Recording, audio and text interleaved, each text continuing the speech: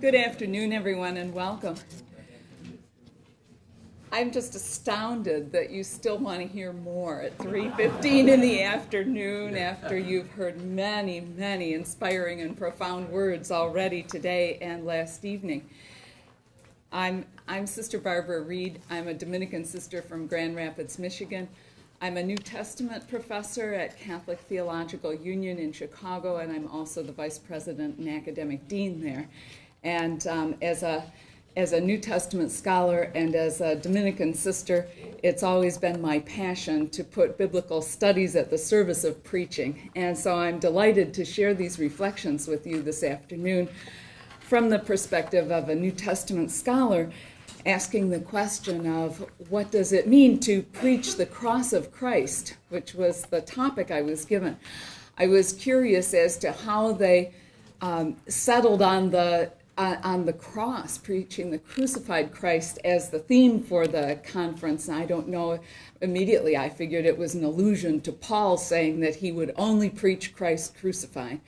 But then I also know that this is the Congregation of the Holy Cross, so I figured it had something to do with that. But one of the things that I resisted, though, about the title that they gave me was that I resist preaching the cross of Christ if we just leave it there. And I know you've already filled in the blank and that you're already thinking we don't preach the cross of Christ, we preach the good news of Christ crucified and resurrected. And maybe, and so to always keep that as we are speaking this afternoon about how to understand the cross as it is presented to us in the New Testament, that always we have alongside the reminder that we're also talking about the resurrected Christ and the good news that comes through the cross. Or perhaps Julia Esquivel can remind us with her poem about these paradoxes when we have cross and resurrection, death and life juxtaposed in our faith and in our mind whenever we're preaching the Christ crucified. Do you know her poem, Threatened with Resurrection, Amenazado de Resurrección? Do you know Julia Esquivel, Guatemalan poet, Nobel Prize winner? And one of her most well-known poems is called Threatened with Resurrection. Isn't that an interesting phrase? And she is talking about all of the suffering in her native Guatemala. And in this, she also is describing the paradoxes of the Christian life, and the end of the poem ends this way. And she invites us to dream awake, to keep watch asleep, to live while dying, and to already know oneself resurrected. I love the way she captures the paradoxes. And so as we talk about the cross then this afternoon, we're always thinking, and resurrection. So, and also reminded that we are to live already resurrected now. So with those paradoxes in mind, I'd like to begin by talking about first of all, an incident that happened that drew my attention to trying to investigate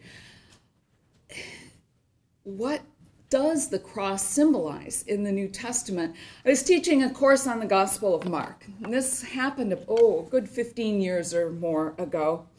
And I was waxing eloquent about the Gospel of Mark. We got to the midway point in chapter 8, to the famous line where right after Peter declares Jesus the Messiah, Jesus asks his disciples, who do you say that I am? And then Peter finally makes the answer, you are the Messiah. But then right after that, of course, Jesus begins to speak about the cross for the first time in Mark's Gospel. And then Jesus says, whoever wants to be my follower must take up their cross and come follow me. And so I was waxing eloquent about what that might mean in a context where we don't actually hammer people to wooden crosses. And I was slipping, I confess, from teaching into preaching. And one of my students raised her hand and said, "Can you just stop right there?" I said, unaccustomed as I was to being interrupted like that, I said, "Sure, yes, do you have a question?" And she said, "No, I have an objection." She says, "That verse, Mark 8:34, is the deadliest verse in the whole entire Bible, and if it were up to me, I would like to rip it out and never proclaim that text again." Oh, I said. I did not have a clue what she was talking about. And so luckily I had the presence of mind to ask her, "Can you say a little bit more about why you find this such a disturbing text?" And she said, "I'll gladly tell you what's disturbing about it." She worked in a shelter for women victims of domestic violence, and she said this is the single biggest obstacle that keeps women from coming to get help. When they're finally ready to break the silence about the abuse that's going on in their homes, they almost always go to their pastors, their preachers, their ministers, and she said when they're Christian women, he will, more likely than not, say to her, "You must be submissive to your husband. Go home and submit yourself to the abuse, and this is your way of carrying the cross with Jesus." Yeah, that's how I reacted too. I had never heard such a terrible misinterpretation of the cross. And so that's what set me on my journey to investigate more carefully in the New Testament. And I was utterly convinced that the message of the cross must be a liberating message, must be a message of good news. And the way that I had heard this woman telling me how many women had appropriated the message of the cross, I was determined to find how is the cross presented in the New Testament? How do we need to be attentive to preaching the cross of Christ so that we're wary of anything that we would say that would reinforce violence and victimization, fuel those cycles of violence rather than stop them, and to open up the way to life and liberation. So I got myself a sabbatical and a grant, and I had a number of invitations to go to Latin America. And in my first life, I was a Spanish teacher. And so I took the opportunity to say I'd love to hear how women in a context very different from my own, and in a place where spirituality is very cross-centered, how do women in other contexts hear these texts, and what do they understand by the cross, and how can that help me find the way forward with understanding the New Testament? So in all the places that I went, I was in several places in Mexico, in Bolivia, in Peru, in Latino communities in the U.S., and I kept asking the question, why did Jesus die? And I bet you know the answer that I got in every single place that I went. Oh, and I also tried it out on folks in Australia, New Zealand, everywhere in the English-speaking world that I had gone that year. Everybody gave me the same first answer. Now, not a group of sophisticated folk like us, because you will give a very highly developed answer to this that's very theologically nuanced. But when you ask most of the folks in the pews to answer this question, you know what answer they gave. That's what I heard every single place. He died to save us from our sins. And so as Beth Johnson observed a few years ago, we should probably give Anselm an award as the most successful theologian of all times, because his explanation stuck.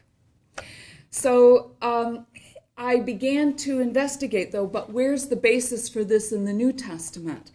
And what I discovered is that What we have in the New Testament is I'll come back to atonement in just a moment, but what we have in the New Testament is a whole mosaic, a whole variety of explanations. Atonement for sins is not the only, nor is it the dominant theology of the cross in the New Testament.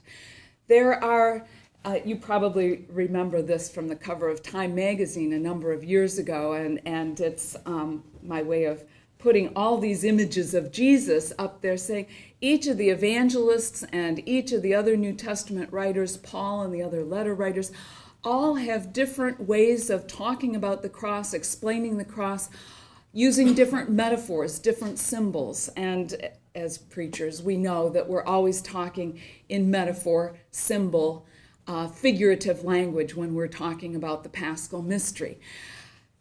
Each of the New Testament writers contributes various tesserae to this mosaic, all of them giving us a little bit of the colored pieces that go into the array of New Testament explanations for the death of Jesus. But I'd like to propose that even if we had all of them into the same mosaic, we still wouldn't have the complete picture. We only get a little piece of it with any one of their explanations. So no explanation is dominant, nor is any explanation total. But what I'd like to propose to us as preachers is that whichever text we're using, whichever image of the cross is presented to us in a particular New Testament text, that we need to be very wary of what are the positive directions that metaphor gives us and what are the pitfalls that metaphor gives us. None is perfect. All will have some positive directions. All will have some pitfalls, some downfalls. And so to be very cognizant as best we can to understanding where are the pitfalls, especially for the folks on the underside of society's systems. And how can we be preaching a word of life and liberation? So let's look again now at that atonement metaphor. What I'd like to do this afternoon is spend some time looking at some of the metaphors Paul uses, beginning with the one that people remember most, which is the atonement metaphor. And then I'd like to propose some other metaphors and images that are found particularly in the Gospel of John. We won't be able to mine the whole of the New Testament, but we'll do two major pieces this afternoon and then work with some so what questions at the end. So in looking at Paul's letter to the Romans, chapter 3, verse 23 to 25, the text is familiar to you, I'm sure. As Paul talks about, since all have sinned and fall short of the glory of God, they are now justified by his grace as a gift, through the redemption that is in Christ Jesus, whom God put forward, and there it is, as a sacrifice of atonement by his blood, effective through faith. Now you'll notice, though, that atoning sacrifice is not the only metaphor that Paul uses. In these three verses, he's actually got three different metaphors, and we'll look at each of them here. But first, the sacrifice of atonement by his blood.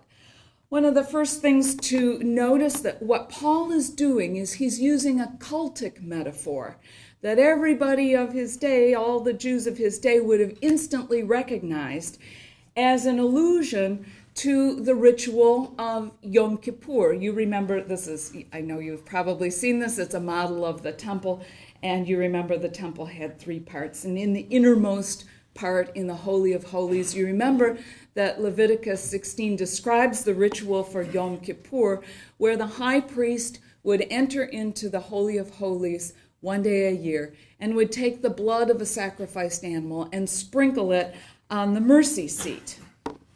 And this is not a mercy seat that has been found in biblical excavation, but it is a reconstruction based on the descriptions in the book of Exodus and in 1 Chronicles. And so what the high priest would do would be to sprinkle the blood on the mercy seat as a symbolic act that symbolized the ritual cleansing of the people from their sins on the Day of Atonement. Blood, of course, being the symbol of life and having life-giving properties. And so the purity of God exchanged for the impurities of the people, and the sins, it was a symbolic way of purification from sin. But one of the important things to note in Romans 3:25 is that Paul is not, when he talks about the sacrifice of atonement by his blood, the word that he's using there is the word hilasterion in Greek, which refers to the mercy seat. So Paul is not saying that Jesus is the sacrificed animal or the one whose blood is shed in death to effect the forgiveness of sins. Quite the opposite. What he's saying is Jesus is the hilasterion, the mercy seat. So he says Jesus is the new mercy seat. In other words, Jesus is the point of contact, the place of encounter between humanity and God. Now that's very different from using the image of a sacrificial animal. And it would take us to a very different place if we understood the atonement metaphor as saying that Jesus is the place of encounter between God and humanity, and that the forgiveness of sin takes place in that encounter. That's very different from saying that Jesus was the animal sacrificed up, and from any of us trying to have ourselves be the one that is sacrificed up, or whose blood can even be spilled to imitate the sacrifice of Jesus. In that same text, did you notice also that Paul uses the word redemption? He talks about the redemption that is in Christ Jesus. Now this metaphor, we shift to an economic metaphor. So sacrifice of atonement is a cultic metaphor. Now this is an economic metaphor. And sometimes the word apolutrosis is translated redemption, sometimes ransom. But what it is referring to is the buying back of the freedom of a slave. And so it is paying for the freedom, the money deposited for the freedom of the slave. And not only Paul, but also you remember on the lips of Jesus in Mark 10:45, when Jesus describes his mission as having come to serve, not be served, and to give his life as a ransom for the many. And so that image of the buying of the freedom of a slave. Now I hope with each of these metaphors you're thinking about what's the good directions that it could take us? What are the possible pitfalls that it can take us? And be thinking about, what does this metaphor say about God? What does it say about Jesus? What does it say about the Spirit? What does it say about our participation? And so in a ransom metaphor, you can think of a few of the downsides right away, I'm sure. Nobody wants to be on tape, right? The people are enslaved. People are enslaved, and so Paul is using it as a metaphor to say that we're enslaved by sin. What's one of the downsides, though, if we say that Jesus buys our freedom? It's through the death of Jesus that our freedom is bought. Who's it bought from? Who's it bought from? Who's doing the buying? Who's doing the selling? And now we've got ourselves in a bit of a muddle. Because are we saying that God has to purchase our freedom from Satan? Well, then now what are we saying about God's power vis-a-vis Satan's power? You see how this can get us into a bit of a muddle. There's also a conflict with another metaphor that he uses in the very same 3 verses, and that's that metaphor of justification, the Greek word dikaiosynē. Now, justification in English is it usually evokes for us self-justification, but that's not what it's talking about. Paul is talking about everything being in right relation. It's a legal metaphor. And so maybe we can think about when you have full justification on your margins on your computer. Everything lined up perfectly. That's what Paul's talking about. But notice how he says it happens, that it's a free gift of God that is accomplished by Christ. And our participation is we appropriate that by faith. But notice now, in the same text, he has juxtaposed an economic metaphor where you have to pay the price for the freedom. And in the very same text, he's talked about this gift that is free. So one of the things to notice is the fluidity of the metaphors when Paul talks about the cross. And one of the biggest pitfalls is if we take metaphors literally or if we isolate one of them and make that the be-all and the end-all, or if we don't understand the metaphorical nature of the language that we're using. One other that Paul uses in Galatians 3:13, 2 Corinthians 5:21, is the metaphor of a scapegoat. Or in the Gospel of John, you'll hear Caiaphas saying that it's better for one man to die than for the whole people to be endangered. And so the notion of ritual purity of the people being accomplished through the symbolic act of putting the sins on the back of the goat and driving it out into the desert, that symbolically represents the driving out of the sin from the midst of the people.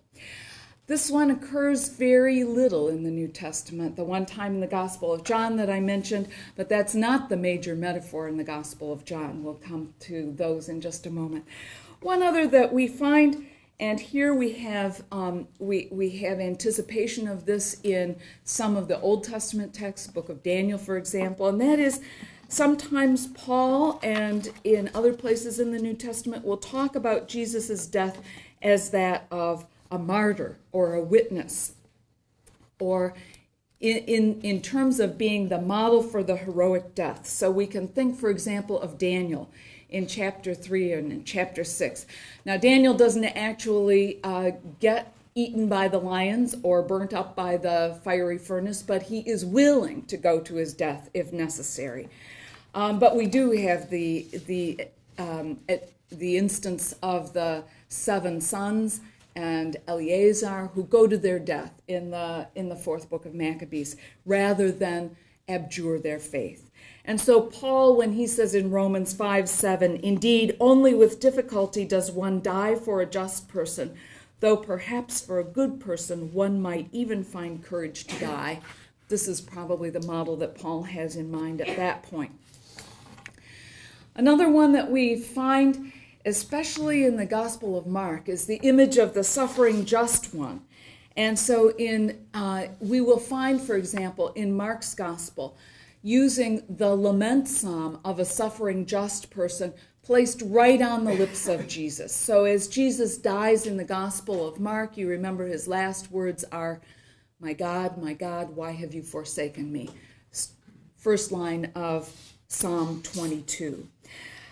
We'll find Mark also giving us the image of the silent suffering servant, calling on the image from Isaiah 52 and 53, especially as the Markan Jesus will stand before Pilate and not say a word in response.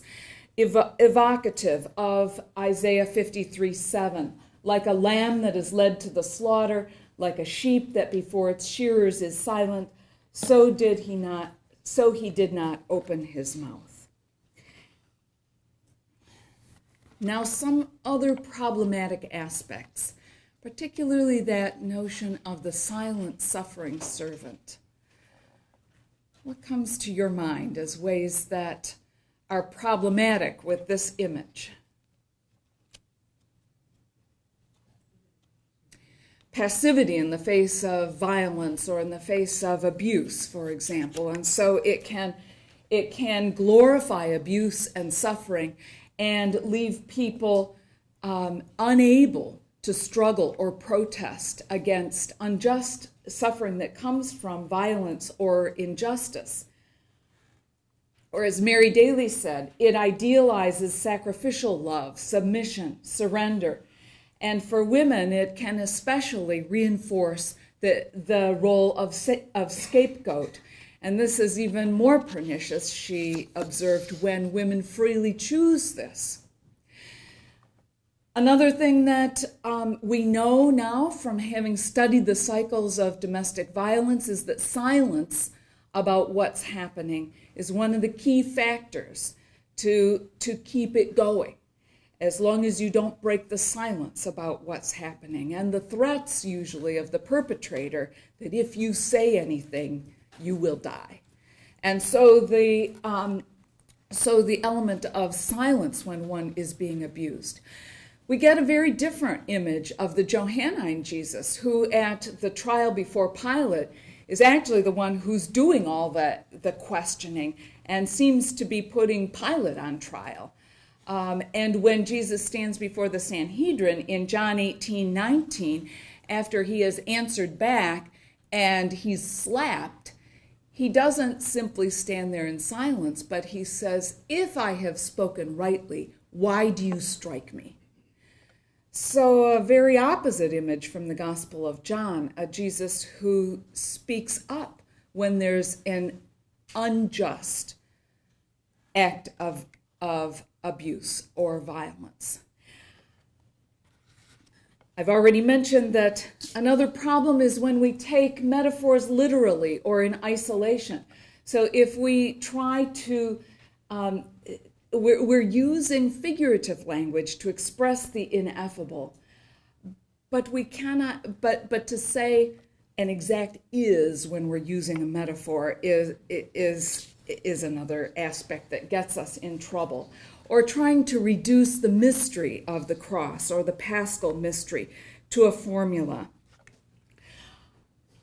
Another aspect that happens in atonement metaphors, especially another problematic aspect, is that, and this is as James Allison has observed, that atonement metaphors put sin right center stage, and everything revolves around my sin, my guilt, our guilt.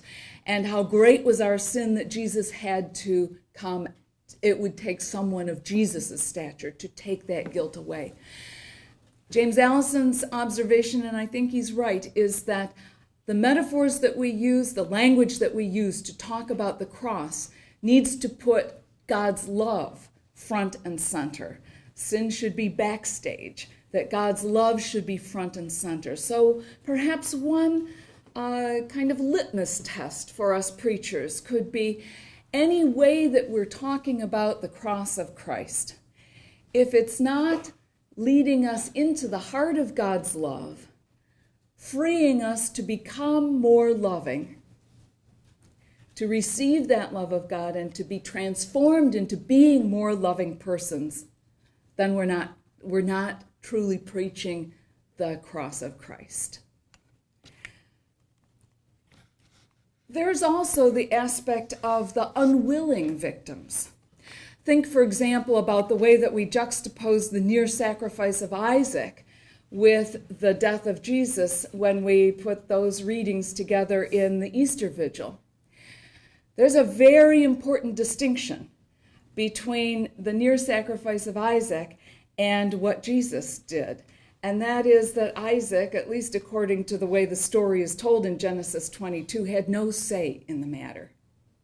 This was something that his father thought he heard God saying. Now, talking about what Abraham thought he heard was a whole other lecture, but we'll save that for another day. I did want to remark that what if when we tell the story of Abraham as the father of faith and make him the paradigm for faith? Joyce Salisbury, in her book, asks the question, what would happen if instead of a father willing to sacrifice up his son as the paradigm of faith, what if the paradigmatic story were about a parent who was would do anything for the protection of the child rather than sacrifice up the child. That's a particularly poignant thing to reflect on in this day and age, isn't it? Another distinction that Joyce Salisbury makes in her book, The Blood of the Martyrs, is to distinguish between martyr and sacrifice. And she puts it this way, that a martyr is one who is a witness to the faith and willing even to go to the death for the faith if necessary. She makes a distinction between someone who wants to sacrifice him or herself for a cause. And she uses an example of a suicide bomber who sacrifices himself or herself for a cause. And her insight is that these are two very different things. That a martyr never seeks death, and the cause is simply the faith. The faith is what is the driving force, not trying to prove a point by putting oneself to death. It's a fine distinction, but an important one, I think. You may be familiar with the work of René Girard, who also can help us reflect on sacrifice, but one of his insights is that Jesus' death should have put an end to all sacrificial thinking and acting and all kind of scapegoating. And his insight is that we simply have not been able to live and appropriate that. He relies on Hebrews 7:27 to remind us about how Hebrews 7:27 says, unlike the other high priests, he has no need to offer sacrifices day after day, first for his own sins and then for those of the people. This he did once for all when he offered himself. And then he also points to Jesus' own words in the Gospel of Matthew and echoing Hosea 6:6, I desire mercy, not sacrifice. And so part of Girard's insight is that sacrificial thinking is a kind of thinking, first of all, that puts us in a stance of needing to do something to buy God's favor. Now, we have to offer something up in order to get God to love us, to forgive us, to keep on blessing us. And his insight also is that we continually find, in response to violence, we continually find scapegoats to blame. And so scapegoating and sacrificial thinking, in his work, he identifies how those mechanisms continue to be fueled and how in the way that we speak about the death of Jesus, we continue to fuel these mechanisms.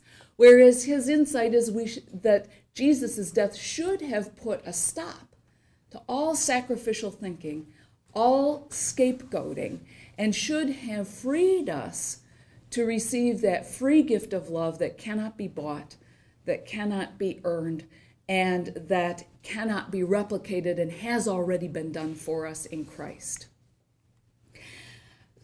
One last observation, and then I want to switch into other metaphors in the Gospel of John, and that is that many Christians will talk about Jesus' death as saving us from our sins.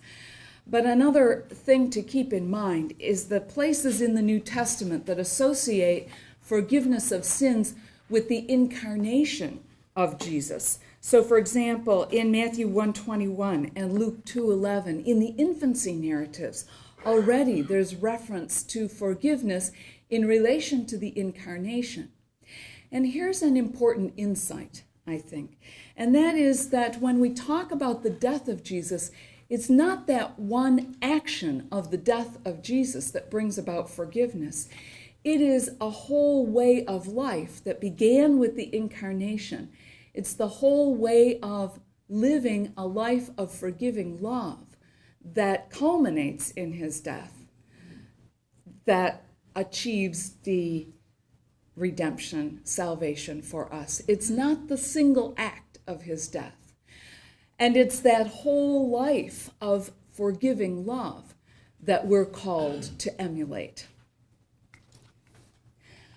Let's go back one moment to Mark 8:34, to that famous, "If you will be my disciple, take up your cross and come follow me." There are two important distinctions that I want to offer in talking about this text.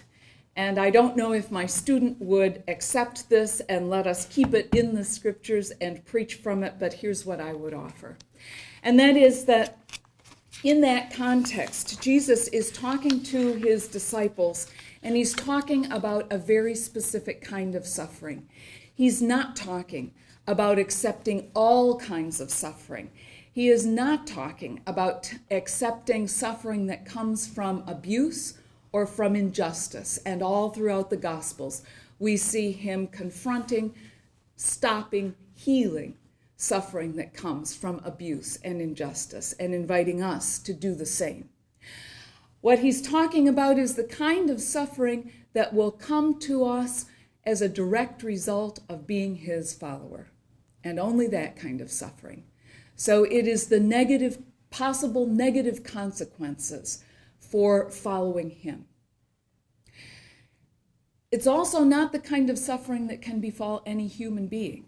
So, for example, if I get cancer and I'm suffering from that, that's not the cross, as he's talking about it in this point in the gospel. That can happen to anyone, and it has nothing to do with being Christian or not.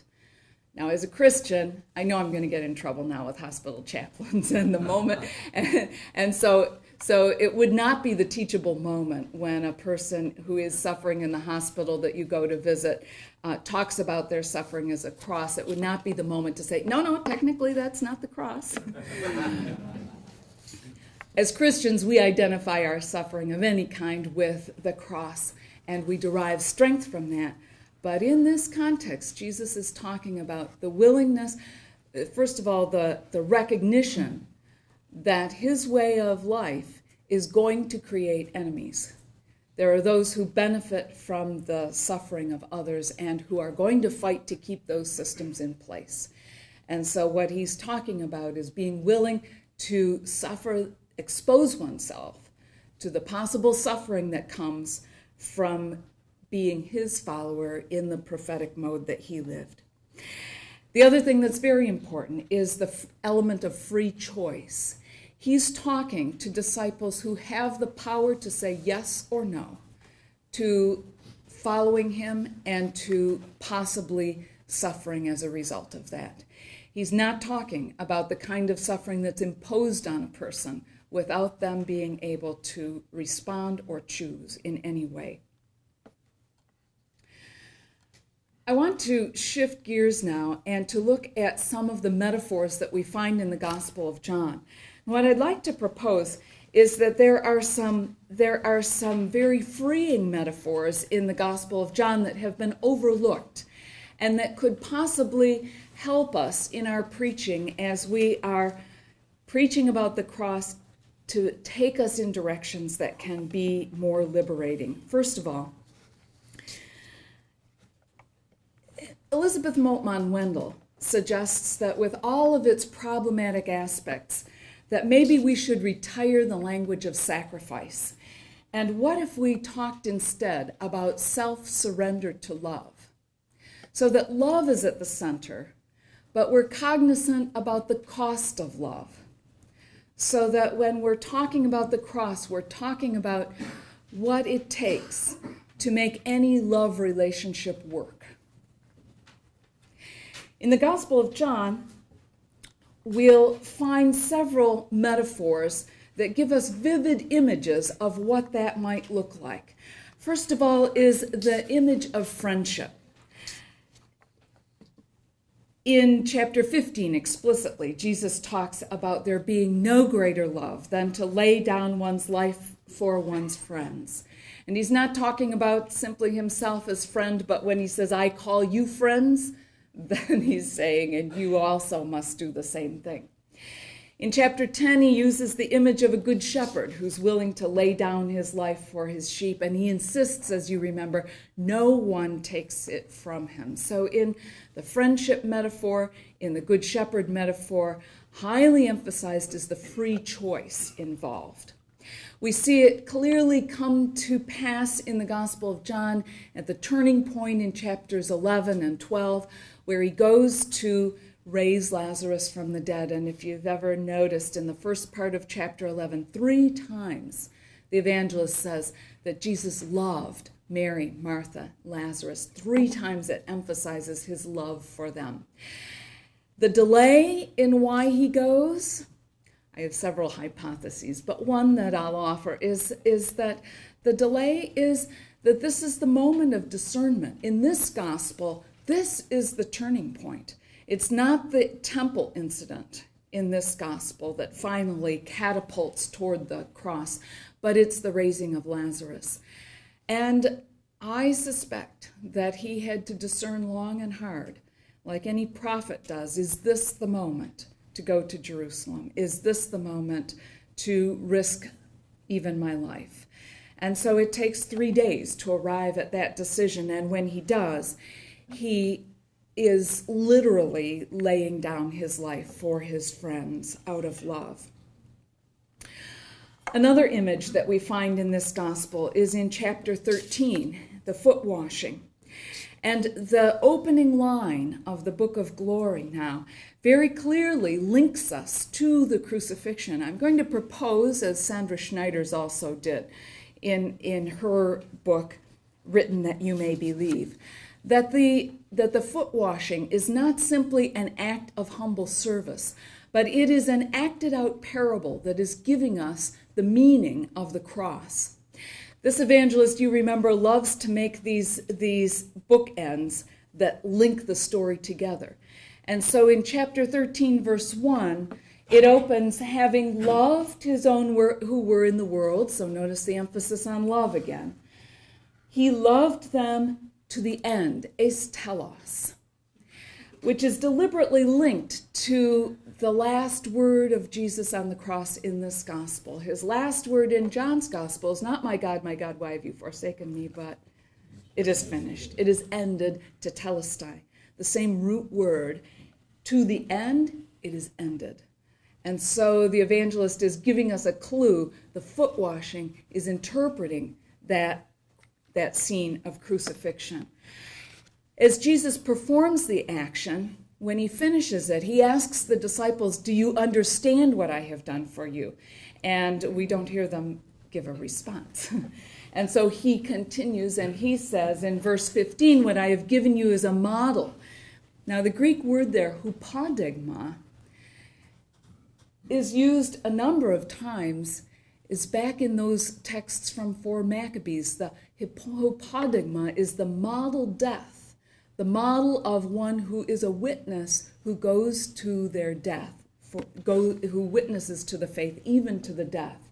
And so anyone who knew their scriptures would hear the resonance of the model death that he is offering them. And he's doing it by means of service. Sandra Schneider's observes there's at least 3 ways that we can envision service. And only the third of these is what Jesus is offering in this example. One model is the service of slave to master. Notice the inequity of status and the level of obligation. Slave must serve master.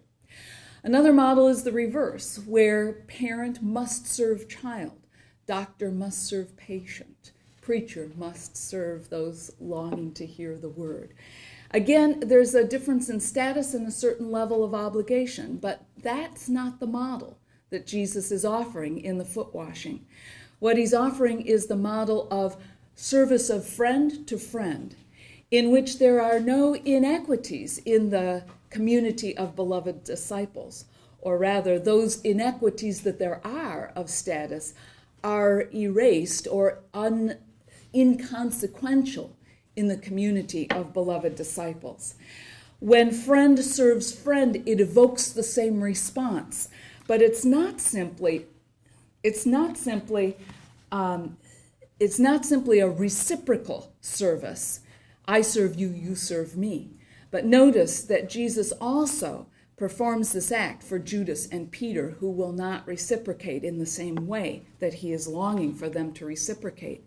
There's also a missionary aspect in verse 16, where he calls them apostoloi and sends them out to act as he has.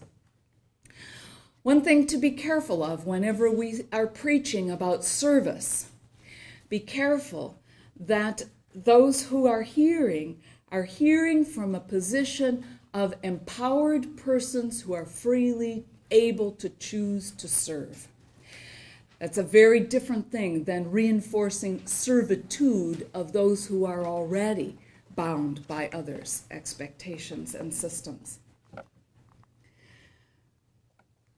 I'll leave you to reflect on the other Johannine metaphors for Jesus' death, very different ones from the Synoptic Gospels and from Paul, and very life-giving ones I would propose. I want to elaborate one other metaphor from this gospel and then leave us some time to talk about, so what difference would this make in our preaching if we were to mine these metaphors as they appear in the cycle for us to teach. I want to just make one last comment of one so what comment about the difference it can make in the foot-washing metaphor if we come from the direction that we have just been talking about, understanding it. I'll share this story with you. It's a true story that happened in a little rural village in Chiapas, in the southernmost part of Mexico. And thanks to the work of Don Samuel Ruiz, who I'm sure you're familiar with, who was bishop for 40 years in that diocese and who became very well known for his efforts to empower the indigenous of the diocese, which were about 80%. He also was very keen on empowering the women of the diocese.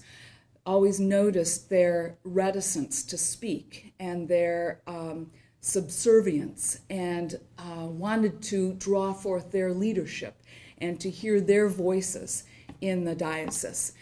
And so after several different kinds of attempts, what finally worked was forming Bible study groups, small grassroots Bible study groups, led at first by women religious and then empowering the indigenous leaders.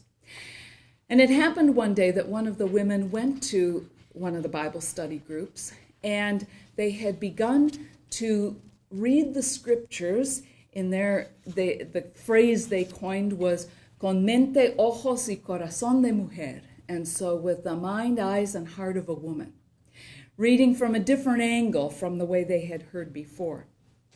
They had always heard the foot washing as a way to reinforce servitude on their part. They had grown up in a culture always serving husbands, children, always placing themselves last. And so as they began to read differently, they also had grown up in the culture that said, go home, subject yourself to your husband no matter what kind of abuse, and that's your way of carrying the cross. Well, one day, one of the women, after having been at the Bible study group, went home, and her husband had been drinking, and he was infuriated that she wasn't there to serve him his coffee when he wanted it. And he beat her very badly when she came home. And the next morning, when her friends saw her battered face and her bruised body, they came after having reflected on the gospel of friend being willing to lay down her life for her friends, decided that the moment had come to act and to no longer accept the gospel in the way that they had been taught to take every kind of abuse and suffering, and they were beginning to read the gospel with fresh eyes. So they decided, despite the suffering that could happen to them if their husbands beat them in return, they decided to risk it and to lay down their own lives for their friends, surrounded the husband, 30 strong, and then said to him, this will never happen again. And if it does, you are the one who's going to have the battered face and the bruised body. I'd like to tell it differently because I try for nonviolent confrontation, but it's a true story, and so I have to tell it to you the way it happened. This is one of those happily ever after stories, though, where the man was so shocked that he did get the help that he needed in order to stop his drinking and stop his abusive behavior. But it came about through reading the scriptures differently, focusing on the friend willing to lay down her life for her friends, rather than the silent, suffering servant who will take all of the abuse.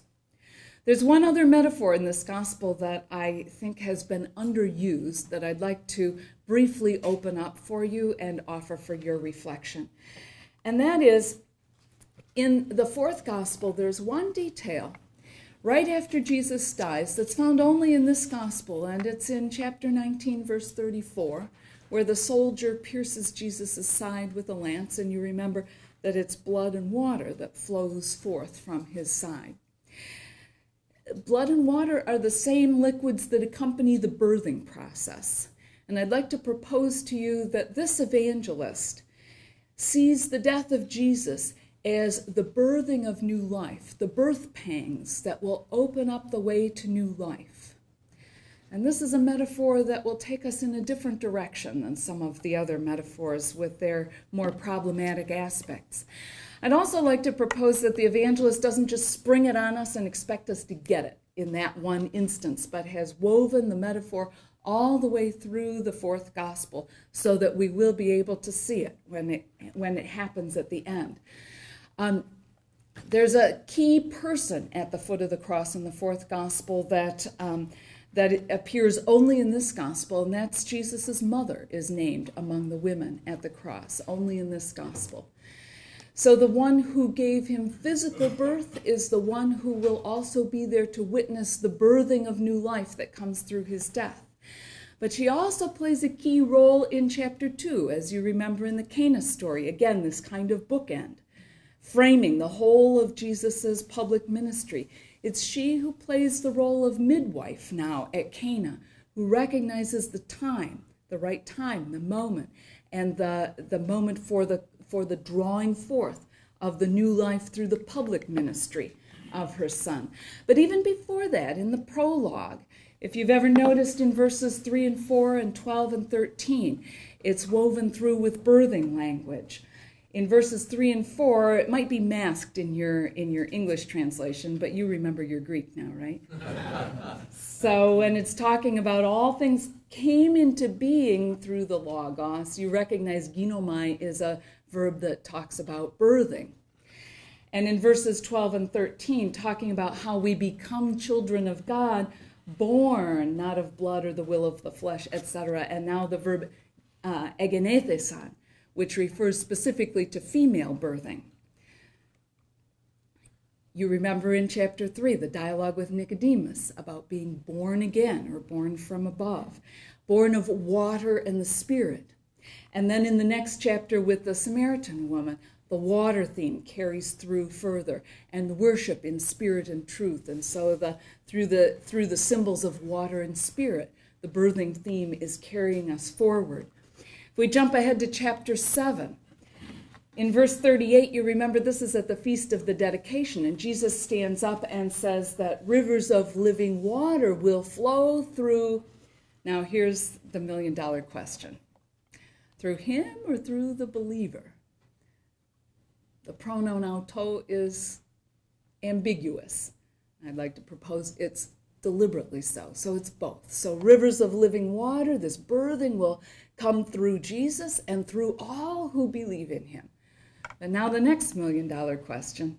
Mickey McGrath has painted the rivers of living water flowing from the heart of Jesus. But the Greek word for heart is kardia.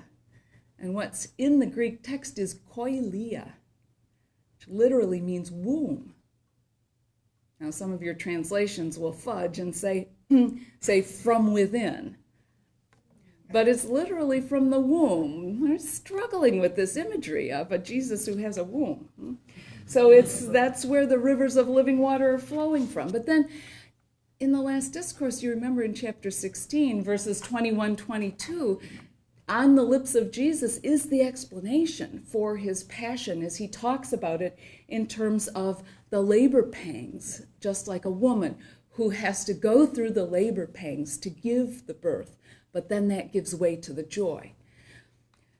Notice how helpful this is to relativize so that it's not the suffering that's at the center here. It's the new life and the delight that comes through the new life. That's at the center. And the suffering is the way that has to be gone through to get there, but it's not the center.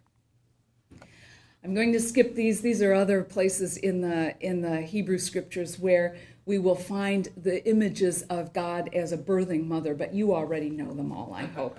And mine them whenever you preach, I hope. And if you need them from me, I'll be very happy to email them to you. Let's go back now to the scene at the foot of the cross. And I'd like to propose that the women who are standing there may also give us the image of those who are the midwives, helping to birth this new life, and who will be the carriers and the birthers of the new life as it's incarnated in the life of the church. That last word on the mouth of Jesus in this gospel, "It is finished," rather than my God, why have you forsaken me?" For me, it evokes that image of the glorious moment of the new life is here and being presented to the community. Maybe you do that in your parishes where newborns are brought forward and the presider carries the child around and says, "Here it is, the birthing is finished. Welcome this new child." That's the image that 1930 gives to me. In verse 40, when they take the body of Jesus down from the cross, they wrap it in linen cloths, evocative of the same kind of swaddling of the newborn in Luke 2:7. And then in the first appearance to the disciples, in a second appearance, first one is to Mary Magdalene, second one is to the gathered community in chapter 20. It says that Jesus breathed on them and said, "Receive the Holy Spirit." And it could be evocative of Genesis 2:7, when the Creator breathes breath into the nostrils of the newborn human and it becomes a living being. Or maybe it's meant to evoke Ezekiel 37, where the breath brings back to life the dead bones. And finally, the open tomb, an image of the open womb through which the new life comes forth. And by now you may be saying, maybe a modern-day feminist can see it this way. I don't know. You're asking me to stretch my imagination a bit. I wish I could claim originality, but I'm afraid some of our early church fathers beat me to it. Clement of Alexandria saw that same kind of imagery and talked about the Lord himself brought forth in the throes of flesh. That's birthing language. Or Ambrose talked about Christ as the virgin who bore us. Julian of Norwich talked about Jesus as our Savior, being our true mother in whom we are endlessly born and out of whom we shall come. And you knew I had to throw in a Dominican, right? So, Meister Eckhart in one place asks, "What does God do all day long?" And you know his answer? "She lies on a birthing couch giving birth all day long." So with this image, I'd like to propose that this image of Jesus's death as the portal to new life, as the way to birthing new life, holds many very positive possibilities for talking about the cross in ways that could be freeing and ways that could help us not fall into the pitfalls, some of the other pitfalls that we named earlier. Of course, it will mean having to stretch our imaginations a bit. And it will mean having to enter into the symbolic world of the fourth gospel, one that I think is often not mined as deeply as we might be able to do in our preaching. But I offer it for your consideration. This is not a perfect metaphor either. And I'd like to humbly confess that those of us who have never physically given birth tend to romanticize this one, and there are parents in this room who could disabuse us of that one real quickly. And there's also the pitfall that many births do not come about from an act of love. and many are not wanted. And so there is a downside to this metaphor, and there are others besides those. But let me stop there and ask for your comments, your questions, as you think about how to best speak about the cross, about the crucified Christ, in ways that will help us to stop cycles of violence and victimization, but open up pathways of hope, of new life, that birth that in others, and that continue this cycle of birthing of new life. So let me stop there and ask for your questions and comments. Thank you.